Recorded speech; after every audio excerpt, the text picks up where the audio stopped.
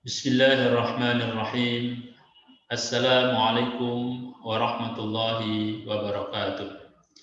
Alhamdulillah, alhamdulillahirabbil alamin wa bihi nasta'inu ala umuri dunya waddin. Wassalatu wassalamu ala asyrafil anbiya wal mursalin wa ala alihi wa sahbihi ajmain. Amma ba'du. Alhamdulillah, puji dan syukur kita panjatkan kehadirat Allah Subhanahu wa taala yang senantiasa melimpahkan rahmat dan nikmat-Nya kepada kita, terutama nikmat iman dan Islam dan nikmat kesehatan. Selanjutnya salawat beserta salam tak lupa senantiasa kita sanjungkan kepada junjungan agung kita Nabi besar Muhammad sallallahu alaihi wasallam. Mudah-mudahan dengan kita senantiasa bersalawat kepadanya, kita akan mendapatkan syafaatnya dari kiamat nanti. Amin. Allahumma amin. Sahabat studi keislaman yang berbahagia, pada pertemuan kita kali ini kita akan mengkaji tentang ibadah dan syariah. Kalau pada pertemuan yang lalu kita telah membicarakan tentang akidah dan akhlak, maka pada kali ini secara khusus kita akan bicara tentang ibadah dan syariah.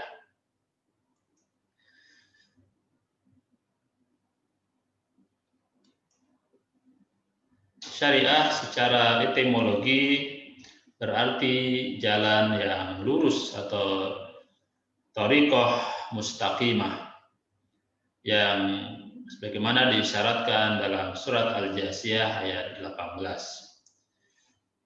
Secara etimologi syariah juga berarti jalan menuju sumber mata air, tangga dan tempat naik yang bertingkat-tingkat, serta dalam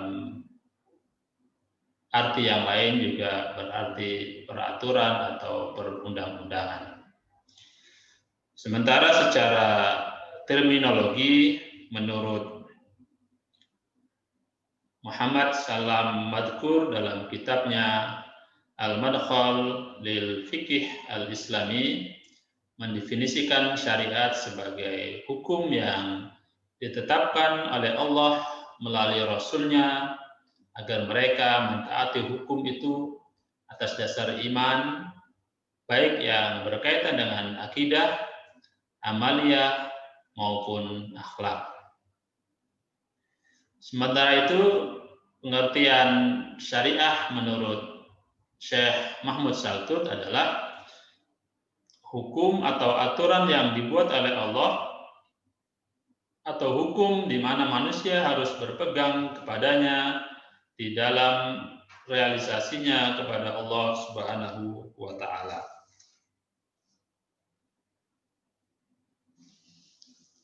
Berdasarkan kedua definisi tersebut, pada hakikatnya tidak terdapat kontradiksi. Masing-masing saling melengkapi sehingga membentuk ciri khas syariah itu sendiri, yaitu yang pertama adalah adanya syari atau pembuat hukum, dalam hal ini adalah Allah Subhanahu wa taala.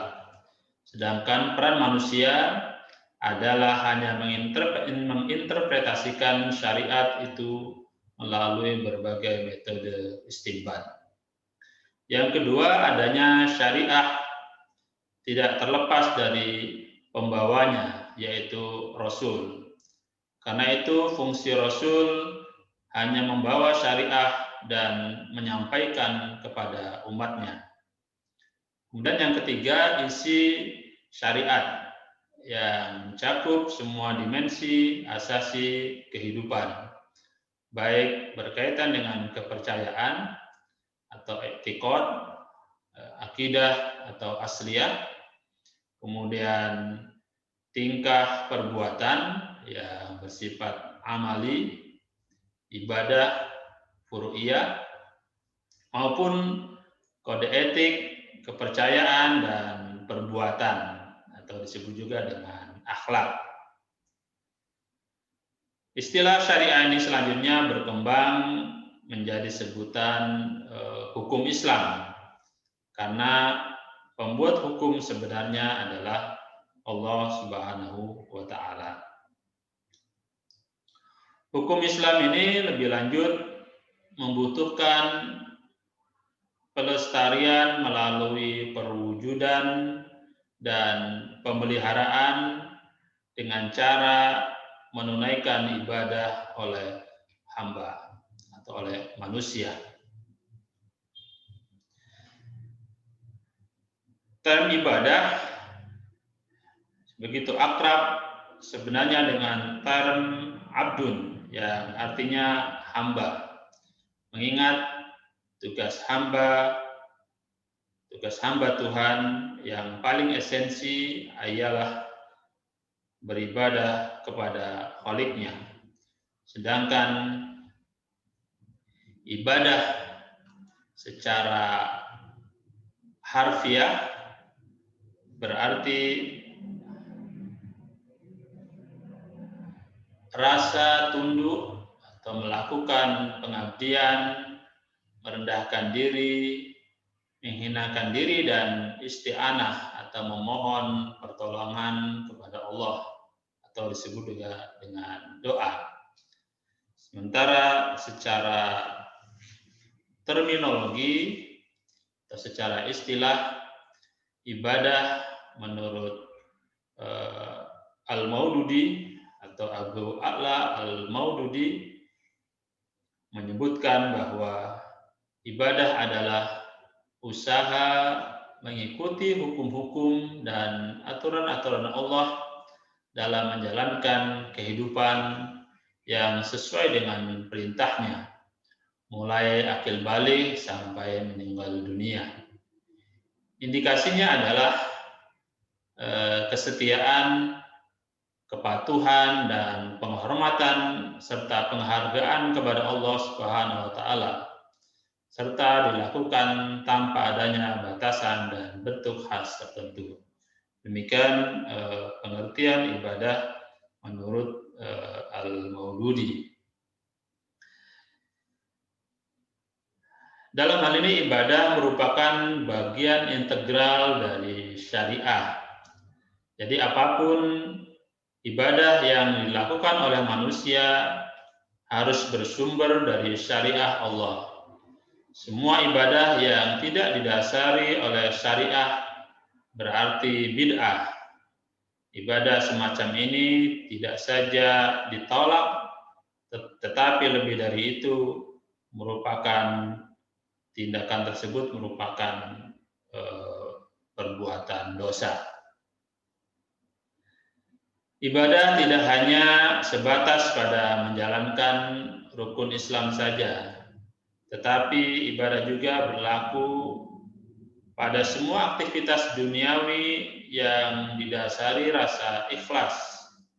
Oleh karena itu, ibadah terdapat dua klasifikasi, yaitu ibadah yang bersifat khas atau ibadah khusus, atau dalam istilah lain disebut dengan ibadah mahdhah, dan ibadah umum atau am.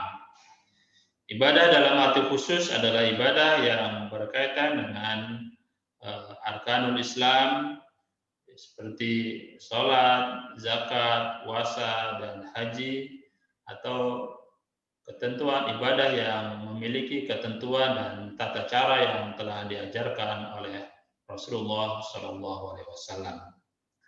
Sedangkan ibadah dalam arti umum adalah segala aktivitas yang titik tolaknya adalah ikhlas, yang ditujukan untuk mencapai ridha Allah berupa amal soleh.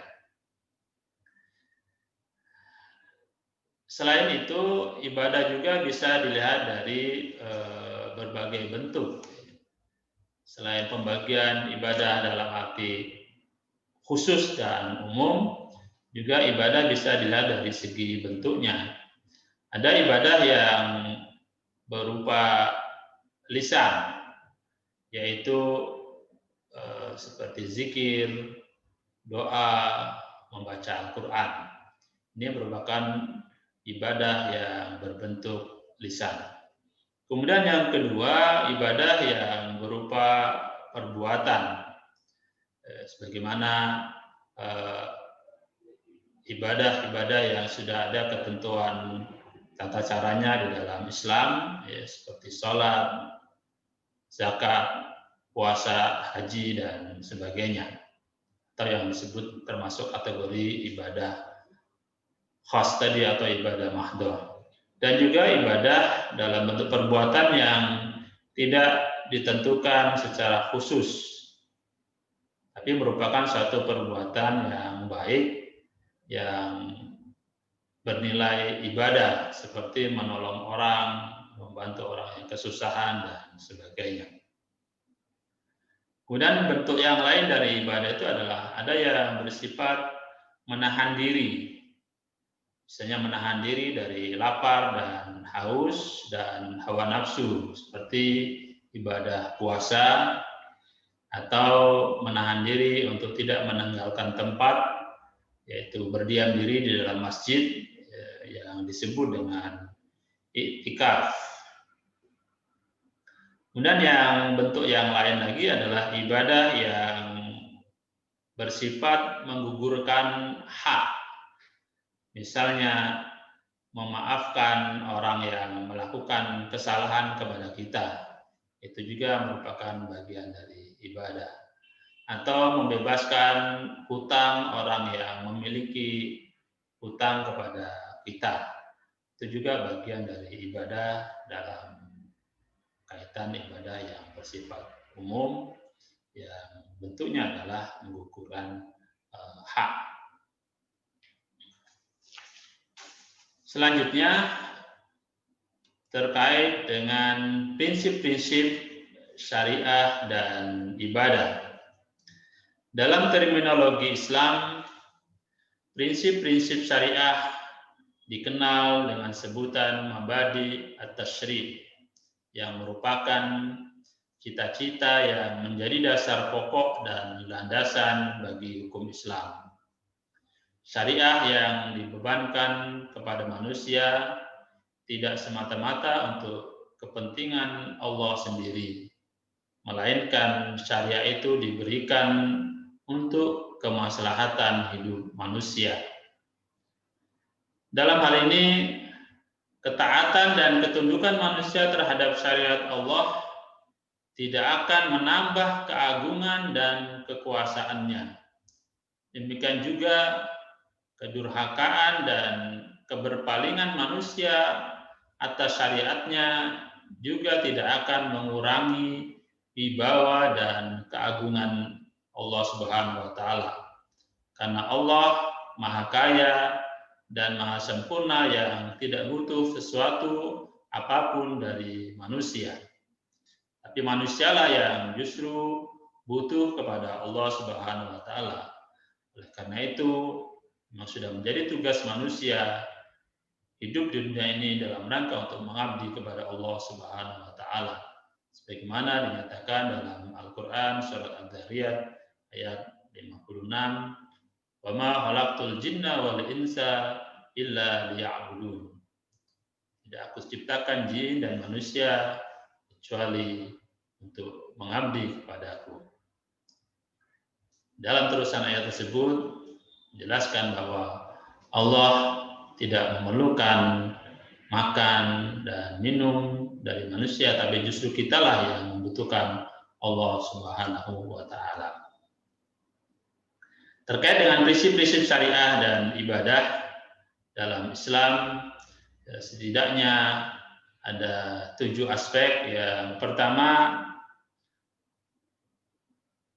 berdasarkan atau berdasar pada tauhid. Artinya bahwa semua tindakan termasuk ibadah harus berdasarkan pada nilai-nilai tauhid. Karena tauhid merupakan ciri utama agama samawi yang mengajak manusia untuk menyembah dan mengabdi kepada Allah semata dan menghilangkan segala bentuk kemusyrikan. Puncak harapan manusia dalam beribadah tidak untuk mencapai surga atau menghindari neraka, melainkan untuk menuju kepada zat yang lebih besar, pencipta dan penguasa alam, yaitu Allah Subhanahu wa Ta'ala. Artinya kita beribadah semata-mata untuk mengharapkan ridho Allah Subhanahu wa Ta'ala.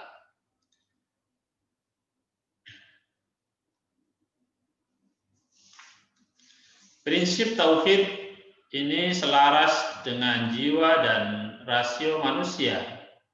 Penolakan terhadap prinsip tauhid berarti penolakan terhadap kodrat fitri manusia.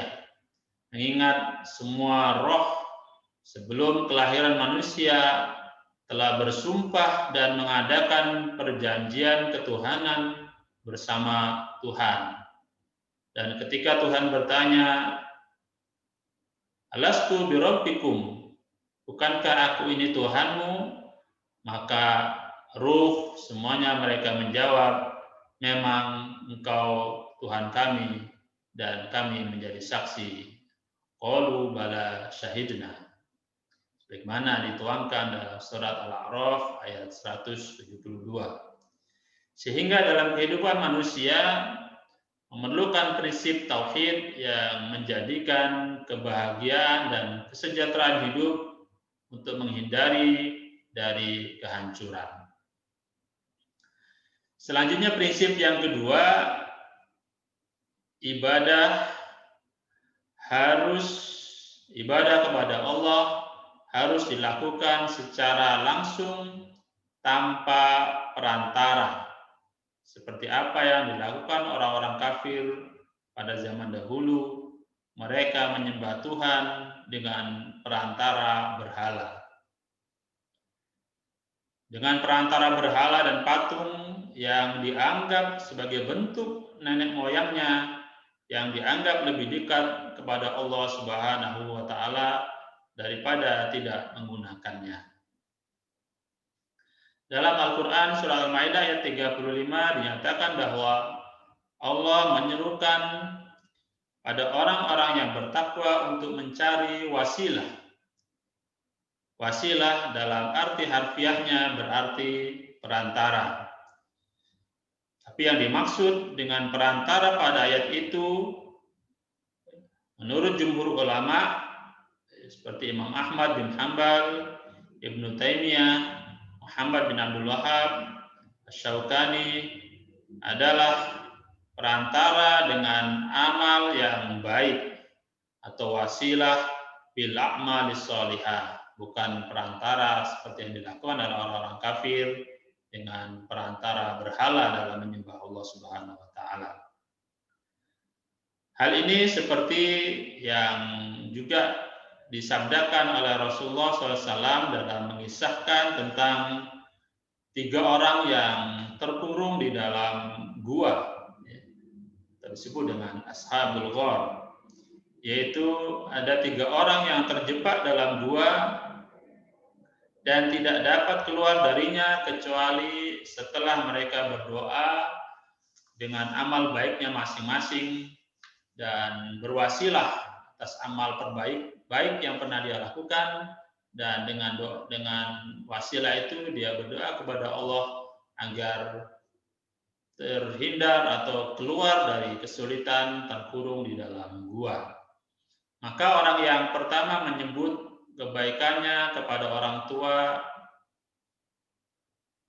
menyebutkan kebaikan kepada orang tua melebihi dirinya sendiri, sehingga pintu gua terbuka sedikit. Selanjutnya orang kedua dalam doanya juga menyebutkan kebaikannya kepada hamba sahayanya, sehingga pintu gua juga terbuka semakin lebar. Selanjutnya orang ketiga berdoa seraya menyebutkan kebaikannya kepada wanita yang sebenarnya dapat dizinai, tetapi ia ingat dan tidak melakukannya, sehingga dengan wasilah dari amal-amal baik yang dilakukan oleh ketiga orang tersebut, maka akhirnya pintu gua terbuka lebar dan ketiga orang tersebut bisa keluar dari dalam gua. Yang ketiga, syariah dan ibadah yang dititahkan oleh Allah Subhanahu wa taala relevan dengan akal. Artinya relevan dengan akal manusia. Sehingga manusia dalam beribadah diharuskan menggunakan fungsi akal. Mengingat akal dapat memperoleh ketinggian dalam beribadah, bahkan berakal merupakan syarat kewajiban dalam beribadah. Misalnya, ibadah yang paling esensi adalah sholat. Karena sholat merupakan tiang agama dan merupakan perbuatan yang pertama kali dihisab oleh Allah Subhanahu wa taala kelak. Secara makuli atau menurut pandangan akal, statement ini dapat dibenarkan sebab aktivitas sholat mencerminkan struktur kepribadian manusia secara kafah atau sempurna.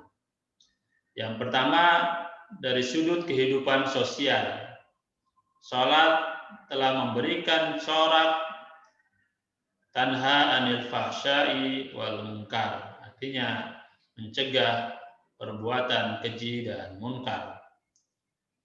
Sebab dalam sholat diakhiri dengan salam yang secara esensial, salam itu merupakan ekspresi solidaritas dan konsolidasi manusia terhadap sesamanya dengan cara menengok ke kanan dan ke kiri.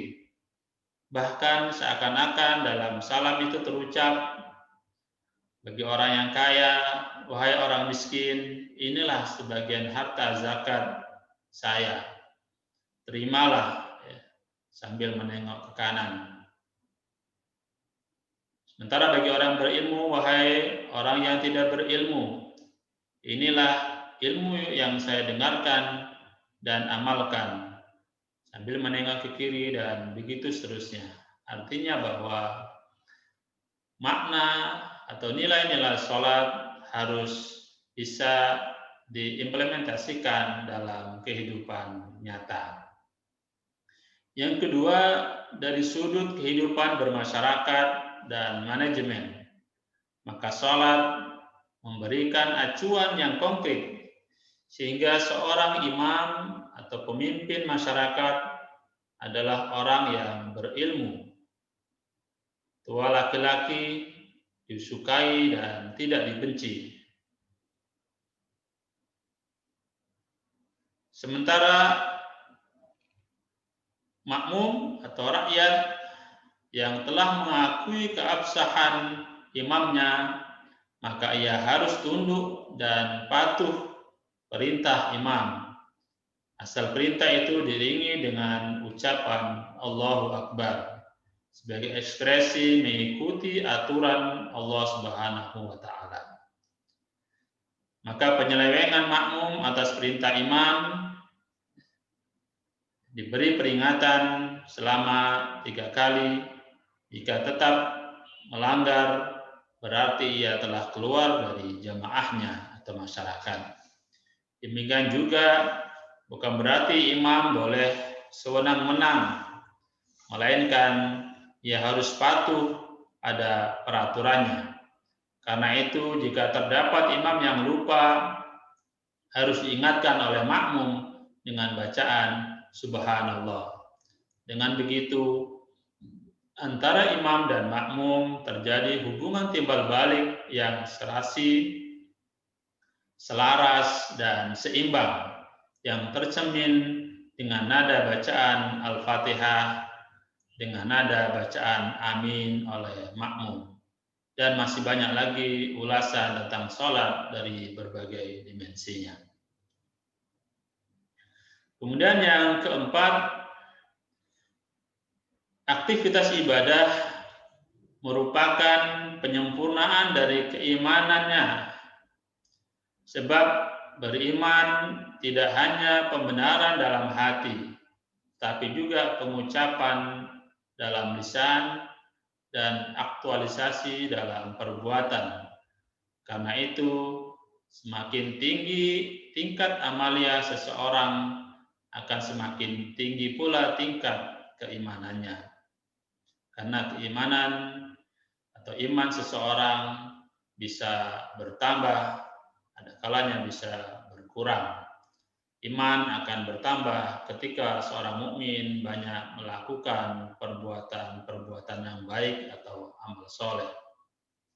Sementara ketika dia banyak melakukan perbuatan-perbuatan dosa, maka imannya dengan sendirinya akan mengalami penurunan.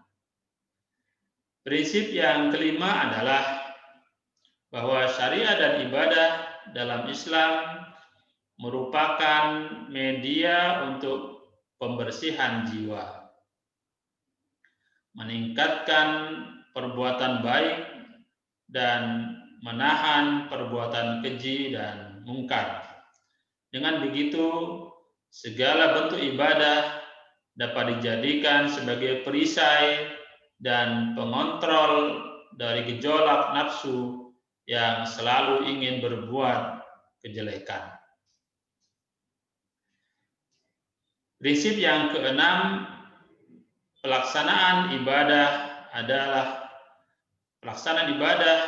dalam syariat Allah pada hakikatnya merupakan upaya penyeimbangkan kehidupan duniawi dan kehidupan ukhrawi, kebutuhan material dan kebutuhan spiritual, yang masing-masing kebutuhan diletakkan pada proporsinya masing-masing, sebagaimana dijelaskan dalam surat Al-Qasas ayat 77, surat Ad-Duha ayat 4, dan juga di dalam sabda Nabi Shallallahu Alaihi Wasallam yang berbunyi, "I'mal di dunyaka ka'annaka ta'ishu abadan, wa'mal di akhiratika ka'annaka tamutu ghadan."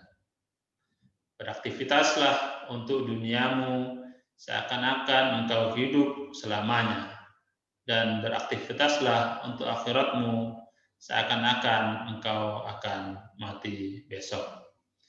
Al-hadis atau kama qala. Selanjutnya, prinsip yang ketujuh adalah bahwa syariat Islam berprinsip pada pegangan hukum yang termuat dalam Al-Quran dan hadis, sehingga semua kasus dalam masyarakat, baik berkaitan dengan tindak pidana maupun perdata, semua diselesaikan menurut ketentuan hukum, bukan menurut pada kebijakan orang per orang, mengingat adanya hukum sebagai bukti kristalisasi kehendak masyarakat.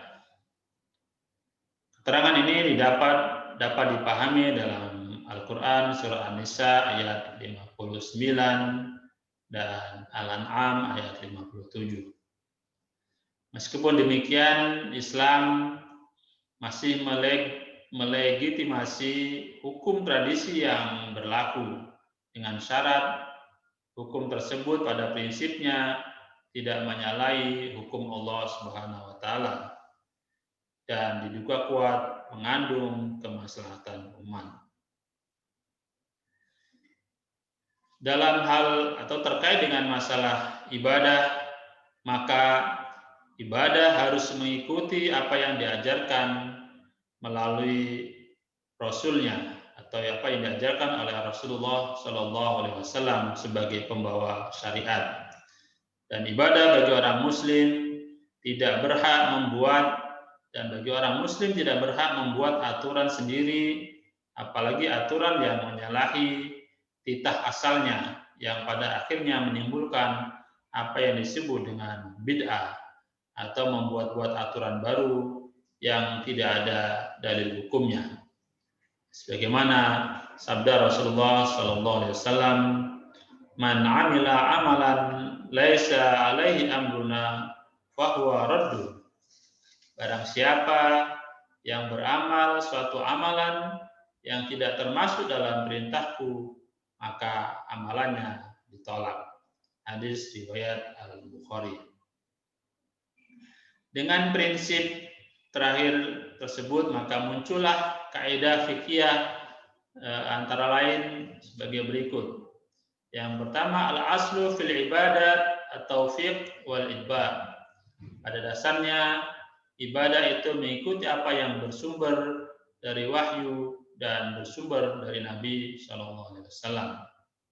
Dan kaidah yang kedua, al-aslu fil ibadat al-butlan hatta yakumu dalilun alal amri.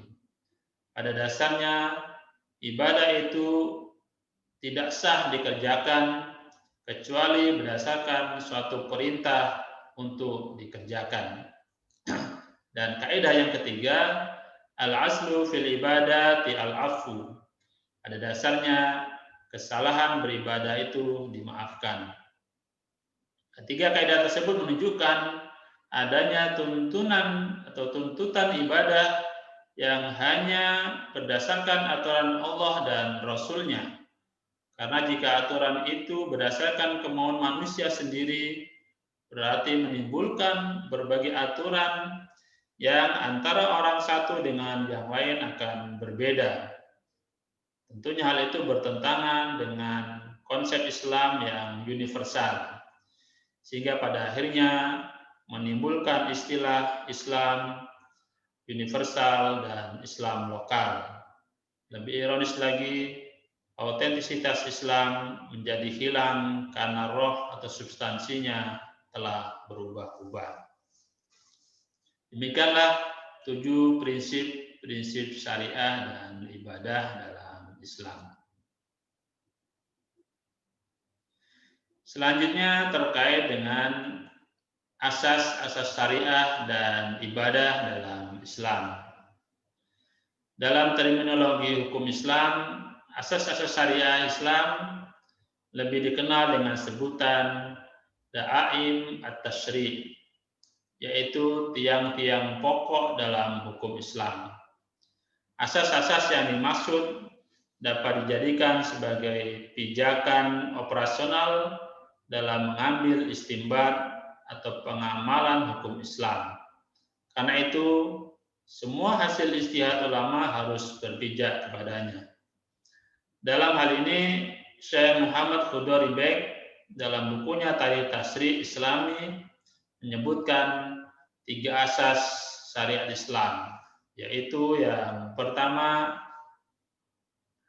meniadakan kesulitan atau adamul kharaj, dengan cara menghilangkan semua bebas hukum taklif atau semua beban hukum taklif yang tidak mungkin dilakukan oleh mukallaf. Dengan asas pertama ini, maka hukum Islam tidak dibebankan kecuali sebatas kemampuan manusia, sehingga semua beban hukum dapat dilaksanakan. Beban hukum yang diberikan relevan dengan tabiat asli manusia, sehingga syarat pelaksanaan hukum harus berakal sehat, cukup umur, sadar, tidak dalam keadaan dipaksa. Dengan begitu memudahkan dan meringankan beban. Kemudian adanya penawaran dan pemilihan beberapa alternatif dalam pelaksanaan hukum, sehingga tawaran yang lain, misalnya denda pembunuhan, denda bersetubuh sewaktu puasa Ramadan, dan sebagainya. Kemudian memberikan penghargaan atas aktivitas yang dilakukan, sehingga pelaksanaan taklif memberikan motivasi tersendiri. Berpijak pada asas di atas, maka hukum Islam telah memberikan keringanan kepada mukallaf. Dalam hal ini As-Suyuti dalam bukunya Asbah wa nadhair fil furu' menyebutkan 7 macam sebab-sebab adanya keringanan dalam hukum Islam, yaitu yang pertama karena bepergian atau safar. Karenanya dibolehkan menjamak dan mengqashar sholat, menggugurkan puasa, mengganti sholat Jumat dengan sholat zuhur. Kemudian yang kedua karena sakit atau al-marad, karenanya diperbolehkan tayamum jika bersuci, diperbolehkan sholat dengan duduk atau berbaring, berobat dengan benda najis dan sebagainya. Kemudian yang ketiga dipaksa atau terpaksa, atau dalam bahasa Arabnya al-ikrah, yang karenanya diperbolehkan memakan bangkai jika lapar, berobat dengan barang yang najis dan sebagainya. Dalam hal ini adalah ad-darurah tubihul mahdurah. Kemudian yang keempat karena lupa atau nisyan, yang karenanya diperbolehkan meneruskan puasa wajib jika lupa makan dan minum sewaktu puasa wajib, dan jika lupa makan atau minum sewaktu puasa. Dan yang kelima karena kesulitan atau al-usru, di mana karena faktor ini diperbolehkan melakukan sholat dengan najis ma'fu atau yang dimaafkan, seperti terkena darah nyamuk, kebolehan transaksi pesanan atau akad salam walaupun belum mengerti barangnya. Kemudian yang keenam faktor al-jahl, yang karenanya dibolehkan membaca ayat lain selain Al-Fatihah jika tidak hafal. Kemudian kurang sempurna atau an-naqsu, karenanya diperbolehkan meninggalkan sholat bagi wanita haid atau nifas, bagi anak kecil yang belum cukup umur. Selanjutnya yang kedua, asas penyederhanaan dan penyedikitan beban atau taklil at-takalif, dengan cara membuang segala taklif yang dirasa tidak mampu dikerjakan oleh mukallaf dan menggantikan hukum baru yang mudah dikerjakan. Dengan asas kedua ini, maka hukum Islam melarang bertanya yang jawabannya akan memperberat pelaksanaan hukum, seperti hisab penyembelihan sapi pada kaum Bani Israel.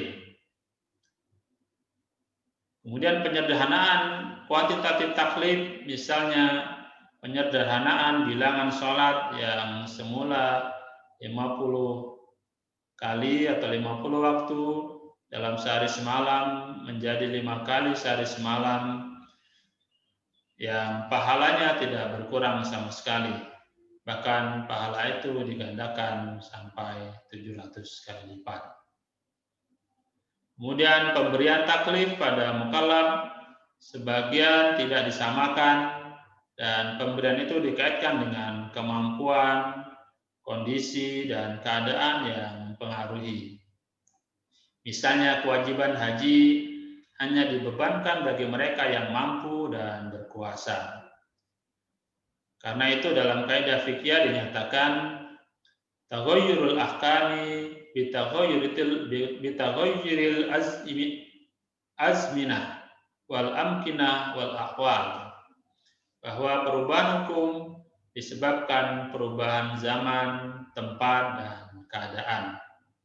Dan dalam kaidah yang lain disebutkan al-hukmu yadurru ma'al illati wujudan wa adaman, bahwa hukum itu berkisar menurut sebab atau motifnya, baik adanya maupun tidak adanya. Selanjutnya asas yang ketiga adalah berangsur-angsur atau bertahap dalam memberikan hukum. Dalam istilah Arabnya at-tadrif fil tasri', sehingga hukuman itu mudah untuk dilakukan. Seperti misalnya pengharaman sesuatu secara bertahap. Misalnya keharaman khamr. Bagaimana kita ketahui dalam sejarah tarikh tasyri' bahwa pengharaman khamr melalui beberapa tahapan. Misalnya ayat pertama bersifat peringatan lebih banyak bahayanya dari pemanfaatannya. Yas'alunaka 'anil khamri wal maisir qul fihima ismun kabir wa manafi'u linnas. Seperti yang terdapat dalam Al-Baqarah ayat 219. Kemudian ayat kedua bersifat pembatasan, yaitu tidak boleh minum khamar sebelum sholat. La taqrabus shalah wa antum sukara dalam surah An-Nisa ayat 43. Dan pada puncaknya ayat yang ketiga yaitu ayat yang memvonis secara total pengharaman khamar seperti dalam surat Al-Maidah ayat 30 ayat 90 ya. Innamal khamru wal maisir wal azlam dan seterusnya yang merupakan dalil tentang pengharaman minuman keras atau khamr secara total. Selanjutnya asas yang keempat adalah hukum Islam sejalan dengan kemaslahatan umat atau mutabik di masalihil ummah. Ini mengingatkan adanya hukum tidak hanya untuk kepentingan hukum sendiri, melainkan untuk mengatur kehidupan manusia agar tercipta kemaslahatan yang universal. Bahkan kadang-kadang kemaslahatan umat dapat dijadikan tolak ukur terciptanya suatu hukum. Dalam hal ini Syekh Izzuddin bin Abdussalam mencermati semua problem fikih memfokus pada kaidah dar'ul mafasid wa jalbul masalih, yaitu dalam rangka untuk menolak kerusakan dan menarik kemaslahatan. Karena itu Imam Malik menggunakan dalil masalih mursalah dalam menetapkan hukum. Jumhur ulama sepakat bahwa uruf atau tradisi merupakan salah satu dari dasar hukum Islam. Kedua dasar hukum itu dapat dijadikan bukti bahwa hukum Islam sejalan dengan kemaslahatan umat. Sehingga yang dianggap baik oleh sekelompok umat berarti baik pula dalam pandangan Islam. Sahabat studi keislaman yang berbahagia, selanjutnya prinsip yang kelima adalah hukum Islam menghendaki realisasi keadilan atau tahqiqul adalah yang diterapkan secara merata tanpa mengklasifikasikan stratifikasi tingkat ekonomi, status sosial, ras keturunan, dan sebagainya. Lebih lanjut, Muhammad Abu Zahra menyebutkan 3 kriteria keadilan, yaitu keadilan hukum. Yang pertama adalah keadilan hukum yang berkaitan dengan sistem hukum yang berlaku harus unifikasi atau seragam untuk seluruh umat tanpa adanya diskriminasi. Yang kedua, keadilan yang berkaitan dengan pemberian kesempatan yang sama dalam bekerja menurut kemampuan dan keahlian yang dimilikinya. Jika ia masih lemah, maka perlu adanya bantuan. Dan yang ketiga, keadilan pemerintahan yang berkaitan dengan kedudukan warga negara dalam pemerintah tanpa mempedulikan suku, bangsa, bahasa, dan budaya, keadilan sosial, dan keadilan pemerintahan. Demikian 5 asas syariah dan ibadah dalam Islam. Sahabat studi keislaman yang budiman, Selanjutnya terkait dengan tujuan syariah dan ibadah. Dalam terminologi hukum Islam, tujuan syariat Islam lebih dikenal dengan sebutan maqasid at-tasyri'. Tujuan yang dimaksud mengacu pada prinsip-prinsip kehidupan yang mapan, seperti terwujudnya kemaslahatan, keadilan, persamaan, persatuan, dan kemanusiaan. Dengan mengacu pada prinsip-prinsip kehidupan itu, maka hukum Islam secara intrinsik dapat diterapkan untuk semua kondisi, walaupun secara konfigurasi dapat berubah-ubah menurut selera yang diinginkan. Nah, dalam hal ini, tujuan hukum Islam dapat dilihat dari 3 sudut tinjauan. Yang pertama, tujuan yang dilihat dari aspek pemberian dan pembebanan taklif mukallaf. Dilihat dari sudut pemberian dan pembebanan taklif pada mukallaf, maka hukum Islam bertujuan untuk membina dan menjaga serta memenuhi hajat hidup manusia dari berbagai dimensinya.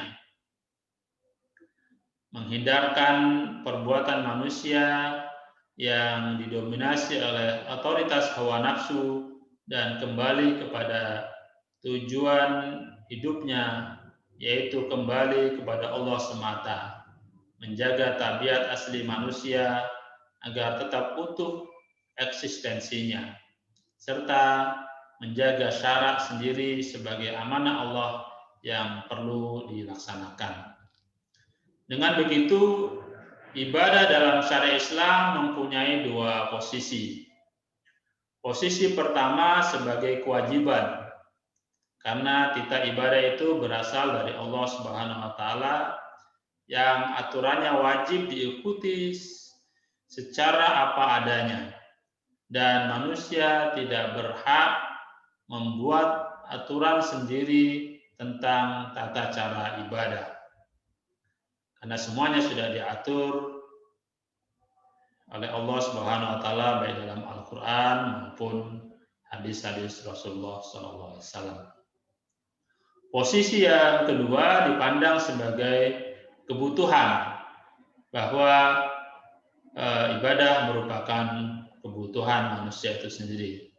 Karena pelaksanaan ibadah pada dasarnya memenuhi hajat hidup manusia yang mempunyai pengaruh positif dan dapat menjaga eksistensi manusia sebagai makhluk unik yang menerima amanah dari Allah Subhanahu wa taala. Sedangkan tujuan yang kedua atau sudut pandang yang kedua adalah aspek dilihat dari tujuan yang dilihat dari aspek disyariatkannya taklif hukum Islam, di mana tujuan syariat adalah untuk menjaga eksistensi manusia dalam berbagai tingkat kehidupannya, baik secara primer, sekunder maupun pelengkap. Dalam hal ini tingkatan primer merupakan tingkatan kebutuhan manusia yang esensi, yang apabila tidak terpenuhi menjadikan hilangnya eksistensi manusiawinya. Karena itu tingkatan ini menghendaki adanya realisasi dan perwujudan dalam konteks kehidupan yang nyata, serta pemeliharaan terhadap eksistensinya. Bentuk-bentuk kebutuhan primer secara hierarki telah tersusun dalam hierarki ini, tidak boleh diubah-ubah. Hierarki yang atas merupakan kebutuhan yang paling esensi dan kemudian disusul oleh hierarki atau tingkatan berikutnya.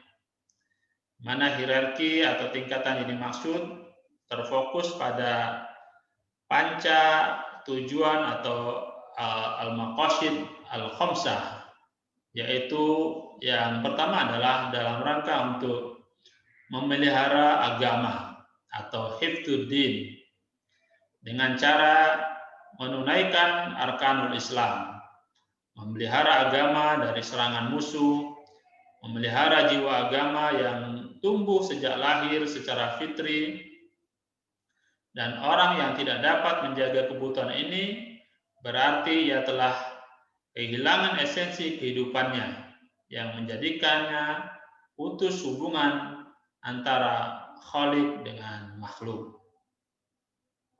Yang kedua, tujuannya adalah memelihara jiwa atau hifdzun nafsi dengan cara memenuhi hak hidup masing-masing anggota masyarakat sesuai dengan aturan yang berlaku. Karena itu perlu adanya hukum pidana atau kisos dalam Islam terhadap orang yang melanggar ketentuan ini.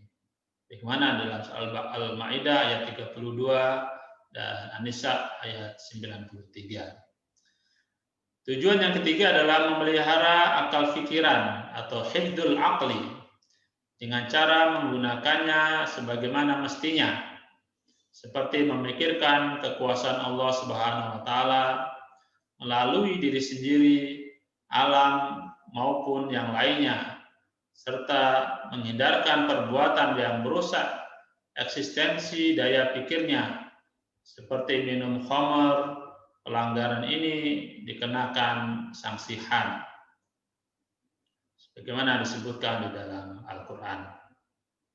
Dan yang keempat, tujuan syariat adalah memelihara keturunan atau hifdzun nafsi dengan cara pengaturan atau mengatur pernikahan dan pelarangan pelecehan seksual seperti zina, kumpul kebo, homoseksual, lesbian, dan sebagainya yang semuanya dapat merusak keturunan serta kawin dengan muhrimnya sendiri pada orang kafir atau musyrik dan sebagainya, bagaimana disebutkan dalam berbagai ayat.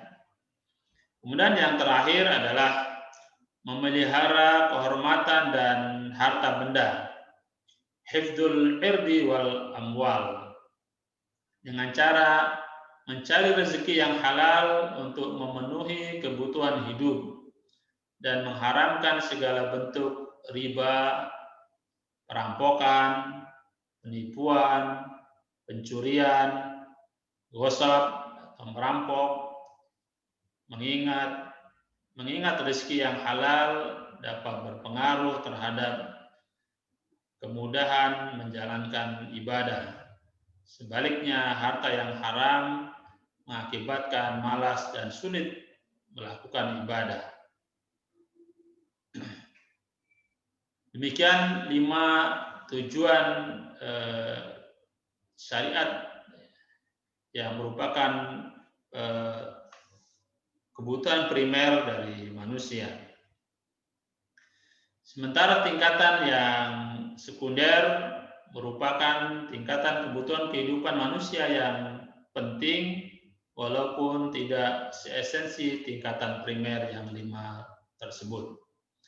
Tujuan pokok dalam tingkatan ini adalah menghilangkan segala kesulitan untuk menarik kemaslahatan, sehingga pemenuhan terhadap kebutuhan primer dapat dispensasi dalam kebutuhan sekunder ini. Misalnya, kebolehan berburu untuk menambah rezeki, kebolehan jamak qashar sholat ketika kita dalam perjalanan, kebolehan transaksi pesanan atau akad salam walaupun barangnya belum diketahui dan sebagainya. Sedangkan tingkat pelengkap merupakan tingkatan kebutuhan perhiasan manusia untuk mempercantik diri menjadi hamba Allah Subhanahu wa taala yang mempunyai status nilai lebih dari yang lainnya. Misalnya pelaksanaan tata cara makan minum, bergaul, berpakaian, bersuci, dan ibadah sunnah lainnya.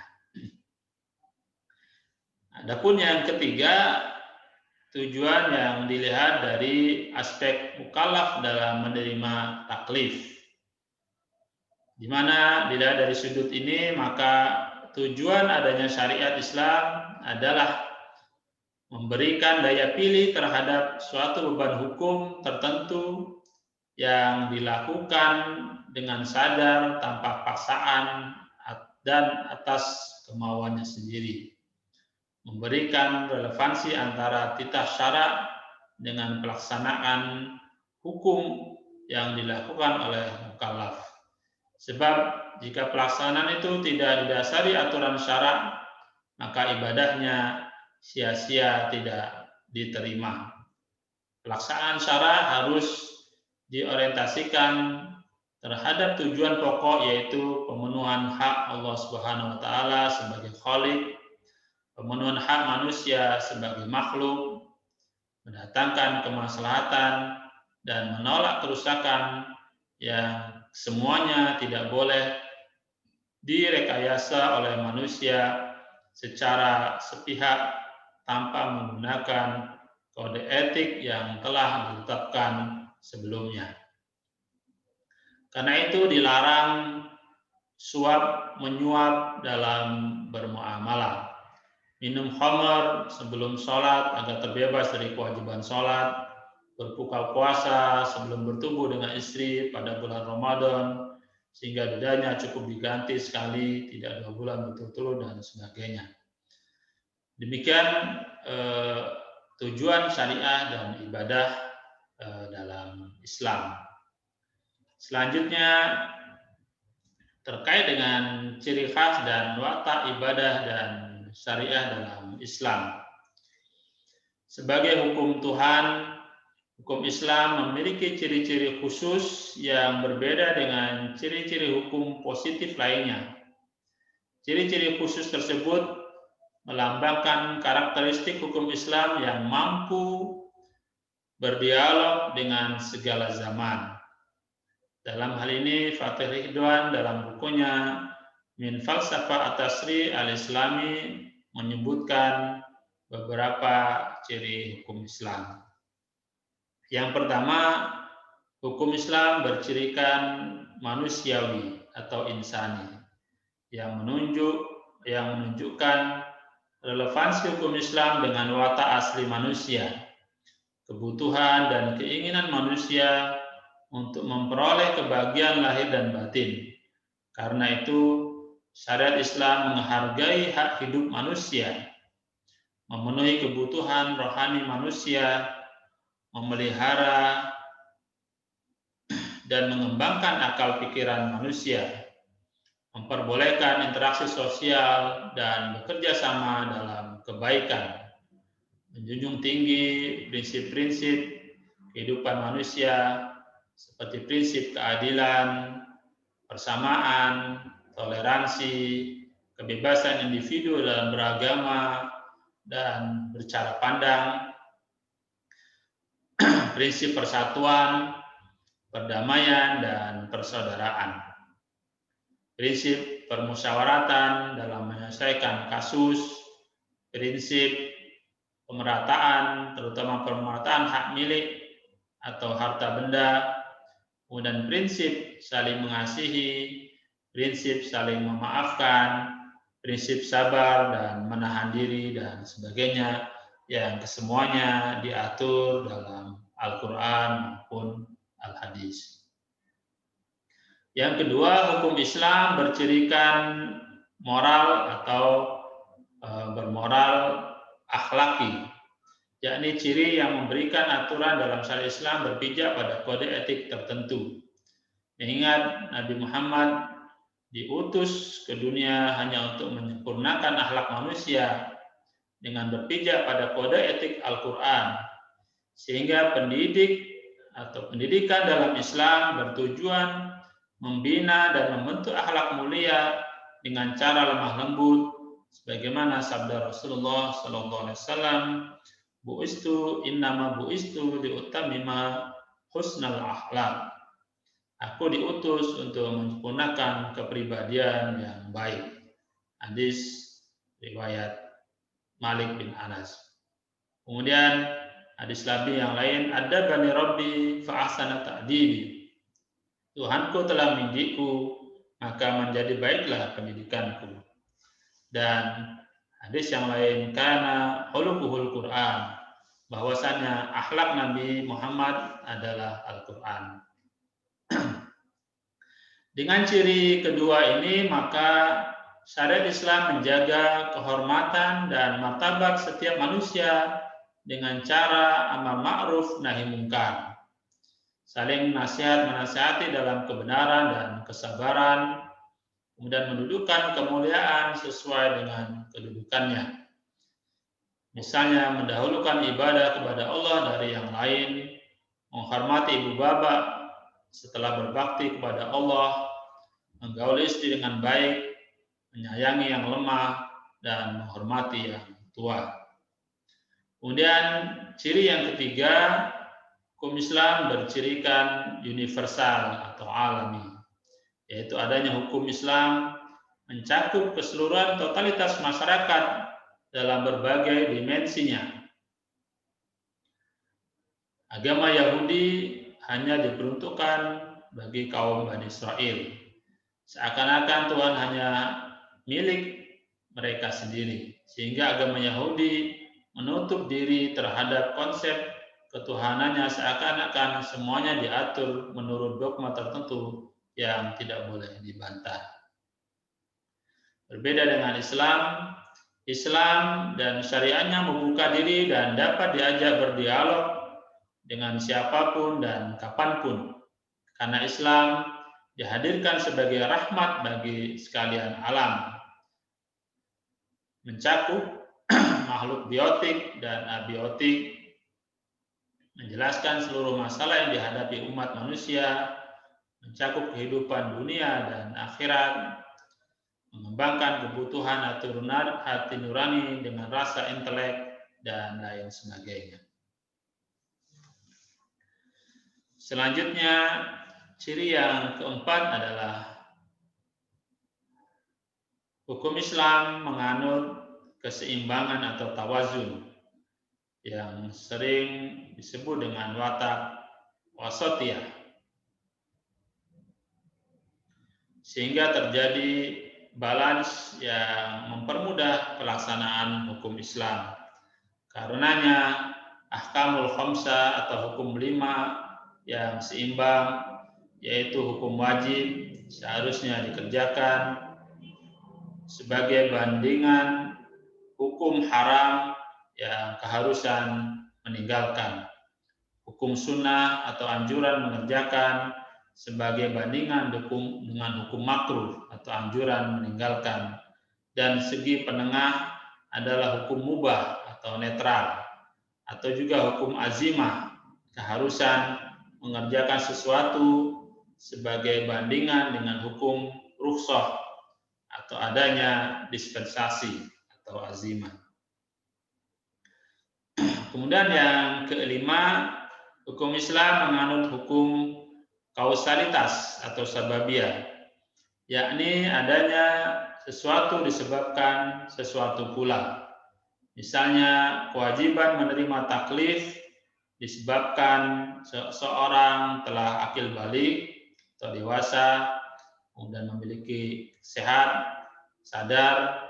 Adanya hukum bunuh disebabkan pendidikan pelanggaran terhadap pemeliharaan keturunan, zina misalnya. Adanya hukum cambuk dikarenakan minum-minuman keras, perolehan sesuatu ditentukan oleh hasil kerjanya. Misalnya operasionalisasi zakat, di mana harta pendaman yang cara memperoleh bersifat spekulatif dikenakan zakat 20%. Pertanian dengan bantuan air hujan zakatnya 10%. Sedang pertanian yang disertai pengairan sendiri zakatnya 5%. Selanjutnya dagang yang berisikonya banyak dan zakatnya 2,5%. Hal itu menunjukkan bahwa semakin banyak keterlibatan kerja manusia, semakin sedikit pula zakatnya. yang berarti hak milik manusia lebih banyak daripada hak milik agama, karena Allah sangat menghargai aktivitas manusia dengan cara mengurangi proporsi zakatnya.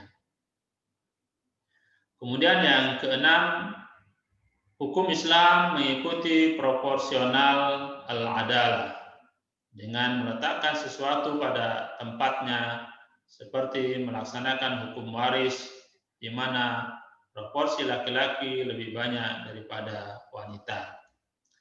Kemudian yang ketujuh, hukum Islam mengikuti hukum prioritas, yakni adanya prioritas pelaksanaan hukum bagi orang-orang tertentu.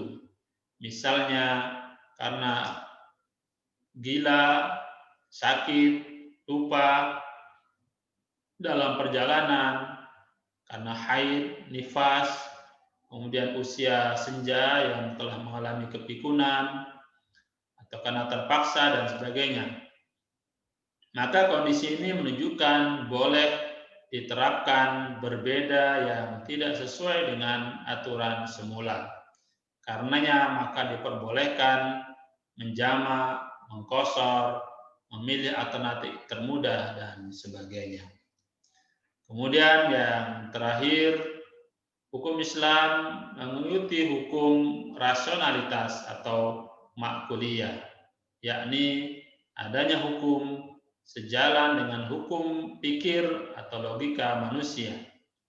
Jika ternyata terdapat hukum Islam yang tidak sejalan dengan hukum pikir manusia, maka hukum Islam harus ditinjau kembali, atau barangkali hadis yang diambil berdasarkan hadis yang palsu karena tidak sesuai dengan akal pikiran dan sebagainya. Demikian hal-hal yang terkait dengan studi akidah, studi ibadah dan syariah dalam Islam, yang kesemuanya menunjukkan bahwa Islam merupakan agama yang sempurna, yang ajarannya bersifat universal dan komprehensif, mencakup segala aspek kehidupan manusia. Sebagai penutup dari kajian kita hari ini, maka dapat disimpulkan bahwa syariah merupakan jalan yang harus diikuti manusia dalam berhubungan dengan Allah dan dengan sesama insan demi kebahagiaan hidup manusia di dunia dan di akhirat kelak. Ibadah merupakan bagian integral dari syariah.